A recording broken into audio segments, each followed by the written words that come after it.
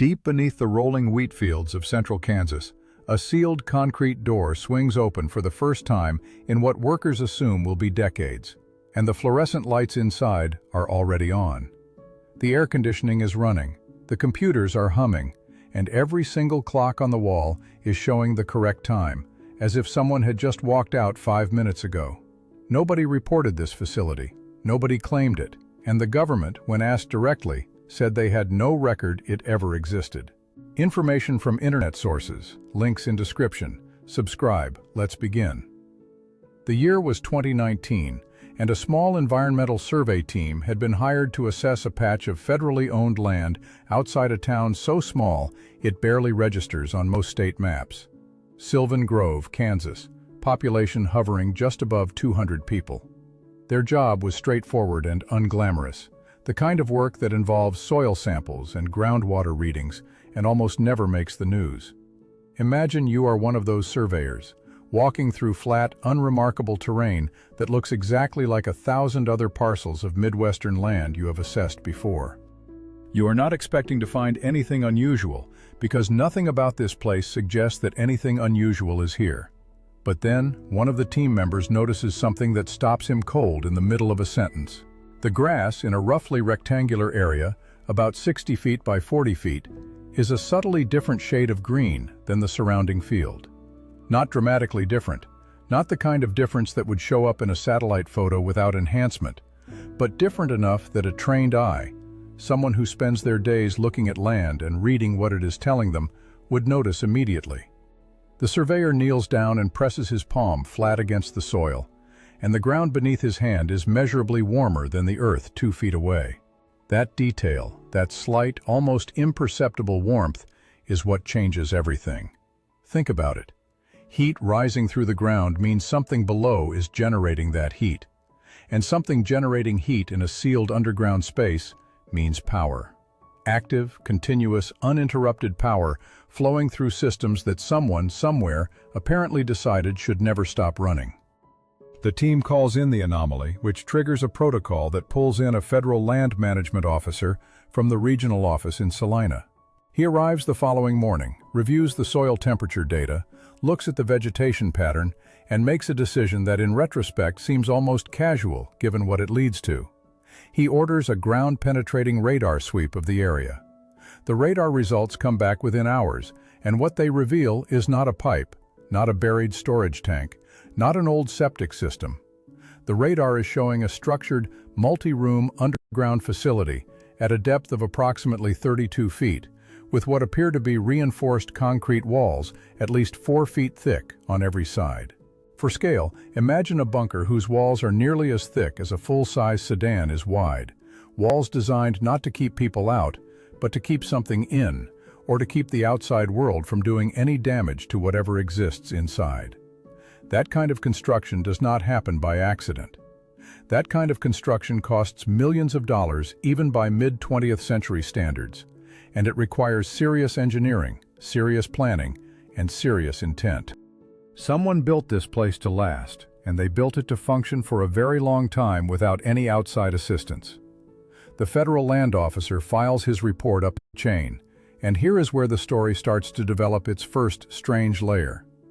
The standard process when a federal facility is discovered on federal land is simple. You query the central records database, you match the coordinates to a registered installation, and you identify the managing agency. This process normally takes between 24 and 48 hours. In this case, that query comes back with nothing. Then a second query is run against a broader historical database that includes decommissioned and transferred properties going back to the 1940s. That also returns nothing. A third search, run specifically through Department of Defense property records, returns nothing. Now stop and really think about what that means. This is not a case of lost paperwork or a misfiled document sitting in a drawer somewhere in Washington. The federal government maintains layered, redundant, cross-referenced records of every piece of land it owns and every structure it has ever built on that land. The system is not perfect, but it is comprehensive. For a facility of this apparent size and complexity to appear in none of those systems is not an administrative oversight. It is either an extraordinary coincidence of record loss, which almost never happens across multiple separate databases simultaneously, or it is something far more deliberate. By the time the decision is made to physically access the facility, the survey team has been asked to stand back, and a different kind of team has been brought in. They locate the access point not where anyone expected it, not in the middle of that warm, rectangular patch of grass, but nearly 120 feet away, concealed beneath a rusted metal agricultural equipment housing that from any distance looks exactly like an old irrigation pump cover. You would walk past it every day of your life and never look twice. The housing has been there long enough that the rust is not surface rust. It is the kind of deep, layered oxidation that takes 40 years or more to develop in Kansas weather. Beneath the housing is a vertical concrete shaft with a steel ladder recessed into one wall. And at the bottom of that shaft is a door. And here is the detail that the initial access team will later describe as the most unsettling thing they had ever encountered in careers that involved encountering a great many unsettling things.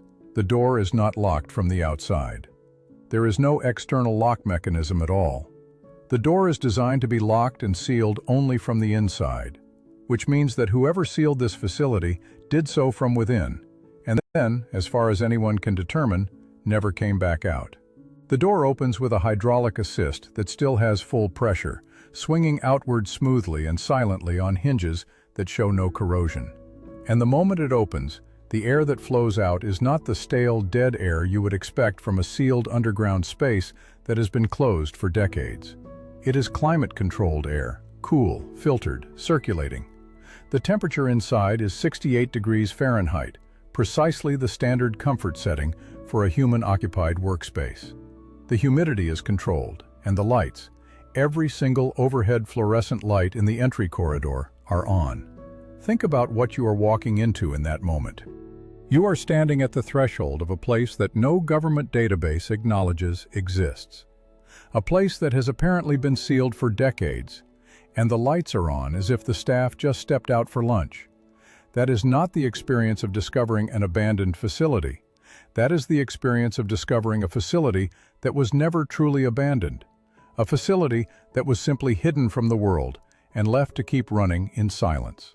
The entry corridor is approximately 15 feet wide and runs straight for about 60 feet before branching into a T intersection.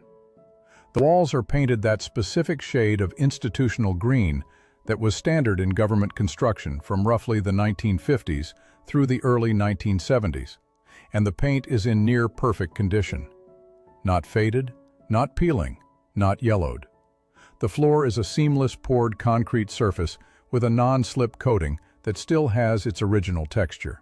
Along the left wall of the entry corridor, mounted at regular intervals, are a series of identical black wall clocks. And every single one of those clocks is showing the correct local time.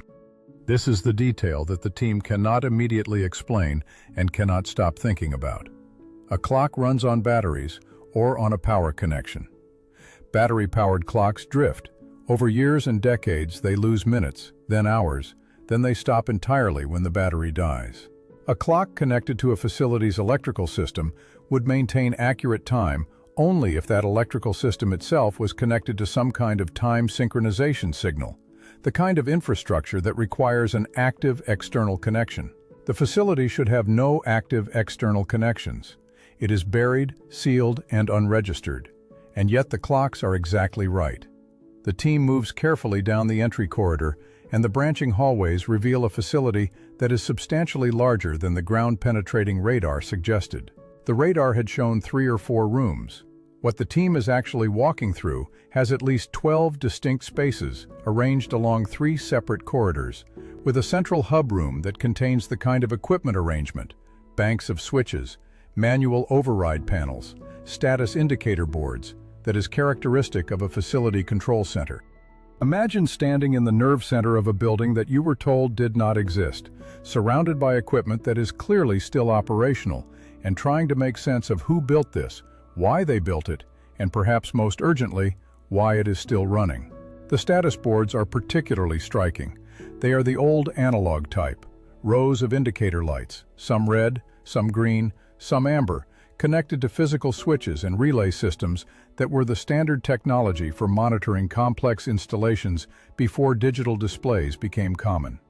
And the majority of those indicator lights are green, meaning that whatever systems they are connected to are registering as operational. This is not a facility that has degraded into minimal function. This is a facility running at what appears to be close to designed capacity, which raises a question that none of the people in that room can immediately answer. What is it using all that power to do?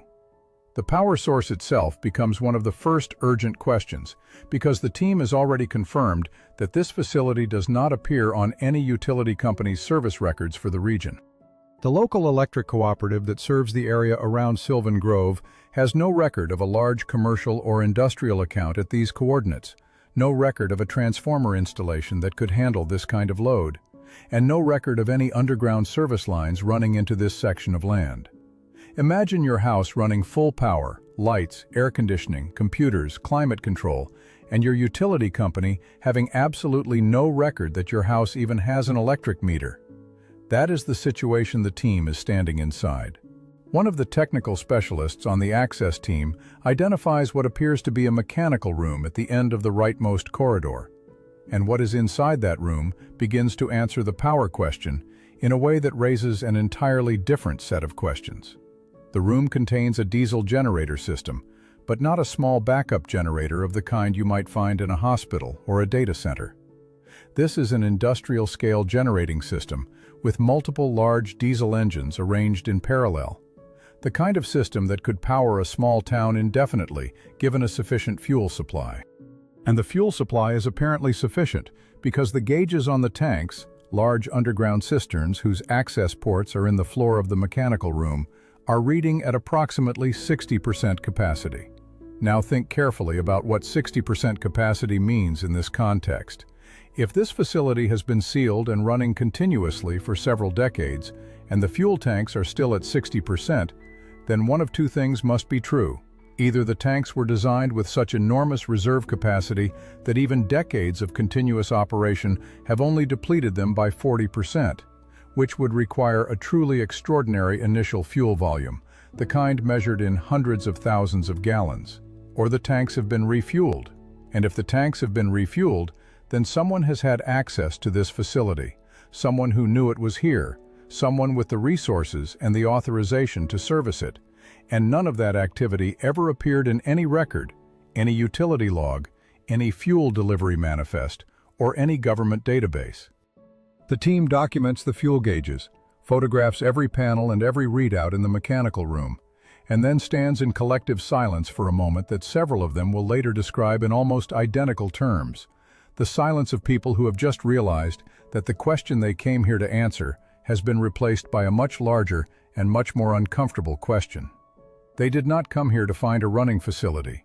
They came here to identify an anomaly in a soil survey. And now they are standing inside something that feels less like a forgotten installation and more like a secret that has been actively maintained. The next space they document is what becomes known internally in the subsequent investigation as the operations room, though nobody who first walks into it is quite prepared for what they find there. It is a rectangular space approximately 30 feet by 50 feet, which makes it the largest single room in the facility, and the walls on three sides are covered floor to ceiling with shelving units that hold binders, hundreds of them, identical dark green binders with white index labels on the spines, organized in a system that is clearly systematic, but whose labeling convention means nothing to anyone on the initial access team. The labels are combinations of letters and numbers, 2 letters followed by a dash, followed by 4 numbers, and they are arranged in a sequence that runs from left to right along each shelf and then continues on the next shelf below. There are enough binders in that room that if you stacked them end to end, they would stretch for nearly the length of a football field. The fourth wall of the operations room is different, and it is the wall that stops everyone in their tracks. It is occupied almost entirely by a large board, not a screen, not a digital display, but a physical board of the kind used for strategic planning and operational tracking, the kind you associate with war rooms and command centers from the middle of the 20th century. It is covered in a grid, and within that grid are hundreds of small magnetic markers in different colors, positioned at various coordinates across what is clearly a map. Not a map of Kansas, not a map of the continental United States, but a map of something else entirely. A schematic of a system whose nature the team cannot immediately identify. Think about standing in front of a wall covered in coded markers on an unknown map and knowing with complete certainty that whoever placed those markers understood exactly what they meant, and you do not. The markers are not dusty. The board has not been neglected. The positions of the markers look deliberate and current, arranged with the kind of precision that suggests recent intentional placement rather than the frozen remnants of a decades-old operation that was simply abandoned mid-task. One of the team members photographs every section of the board in overlapping detail, and those photographs will later become some of the most examined images in the subsequent investigation. But in the moment, standing in that room, the dominant feeling is not analytical curiosity. It is the specific, visceral unease of realizing that you may not be alone.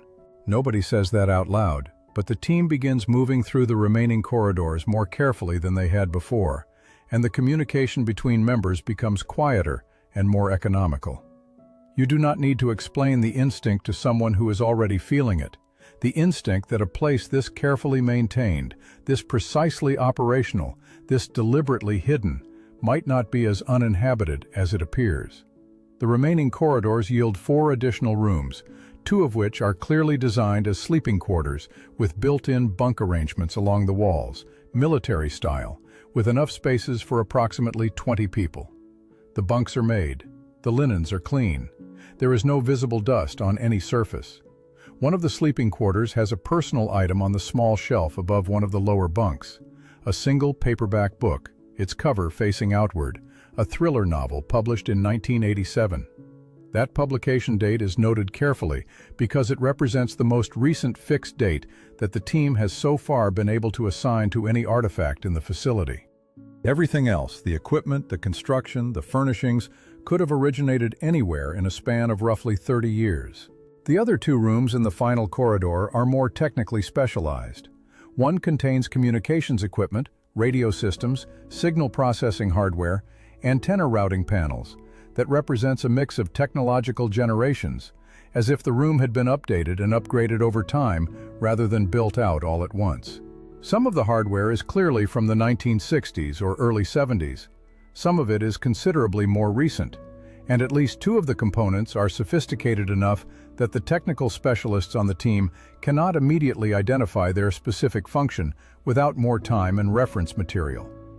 Imagine finding a room where someone has been gradually and carefully upgrading the technology for decades, not abandoning it, not replacing it all at once, but maintaining and improving it in a way that suggests ongoing, purposeful use over a very long period of time. The last room is locked. It is the only locked door in the facility, and unlike every other door in the facility, this one is locked from the outside. A heavy external bolt mechanism combined with what appears to be a combination lock of a type the team does not have the means to open on site.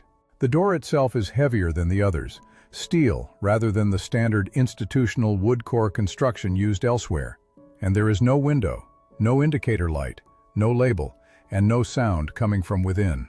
The decision is made not to force entry on the first visit, and that decision will later generate significant debate among the various agencies that become involved in the investigation. But in the moment, standing in front of a locked door inside a facility that officially does not exist, the instinct to proceed carefully feels entirely reasonable. The investigation that unfolds over the following months pulls in a gradually expanding circle of federal agencies, and the expansion of that circle is itself one of the most revealing aspects of the entire situation. When the Department of the Interior, which manages the land, first queries the Department of Defense, the response is prompt and unambiguous. No record of this facility exists in DoD property databases. When the query is escalated and directed specifically to the Army Corps of Engineers, which was responsible for constructing the majority of underground government installations built in the Midwestern United States during the Cold War period, the response is the same: no record. When the query reaches the level where it touches agencies whose names are not typically part of these kinds of administrative conversations, agencies that operate under different transparency frameworks than standard federal departments, the responses begin to take a different form. Not denials exactly, but what investigators describe as non-confirmations, which is a specific bureaucratic posture that is different from a denial, and that experienced federal investigators recognize immediately as meaning something. Think about the distinction between an agency saying they have no record of something and an agency saying they cannot confirm or deny the existence of records relating to something. The first response is an answer. The second response is a door, and the door is locked, and the people standing in front of it are being told very politely that they do not have the combination. The fuel question eventually gets a partial answer, though partial is perhaps too generous a word for what the investigators are able to confirm. A review of commercial fuel delivery records for the central Kansas region going back 30 years.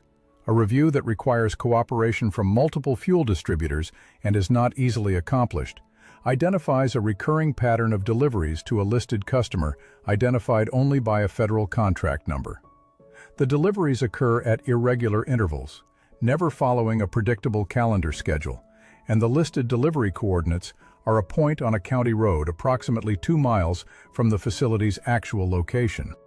The fuel distributor who holds the contract has never asked questions about the discrepancy between the delivery point and any known facility at that location, because the payment is always prompt, the contract number is valid, and in the fuel delivery business, a customer who pays on time and does not cause problems is a customer you do not interrogate. The contract number, when run through federal procurement databases, traces back to a purchasing authority that was established in 1962 and has never been formally closed. It is attached to an office designation rather than a named agency, a designation that consists of a building number, a room number, and a 2-letter code that investigators cannot match to any known organizational abbreviation in federal records. The office, whatever it was or is, has apparently been issuing procurement authorizations continuously for nearly 60 years, paying bills on time, maintaining contracts, and doing so in a way that is technically legal, technically within the procurement system, and technically invisible to anyone who is not specifically looking for it. This is the architecture of deliberate concealment, not crude secrecy, not the kind of cover-up that relies on destroying records or intimidating witnesses, but something far more sophisticated and in many ways far more durable. It is concealment by process, by bureaucratic complexity, by the simple fact that a federal government large enough to employ millions of people and manage trillions of dollars in assets is also large enough to contain spaces within its own structure that its own investigators cannot easily map. You could hide an entire operational program inside the administrative noise of a government this size, and if you were careful enough about how you structured the paperwork, you might be able to keep it hidden, not just from the public, but from most of the government itself. The locked room is eventually opened, and what is inside it reframes everything that came before, every assumption about who built this facility, what it was built to do, and how long that purpose has been quietly, continuously, invisibly fulfilled beneath a Kansas wheat field, while the rest of the world went about its business entirely unaware. But before we get to what is behind that door, we have to understand what kind of program could require this specific combination of features: the remote location, the self-sufficient power, the communications infrastructure, the sleeping quarters, the operational map, and above all, the decision to keep it running long after the era that created it had officially ended. Do not forget to subscribe. See you next time.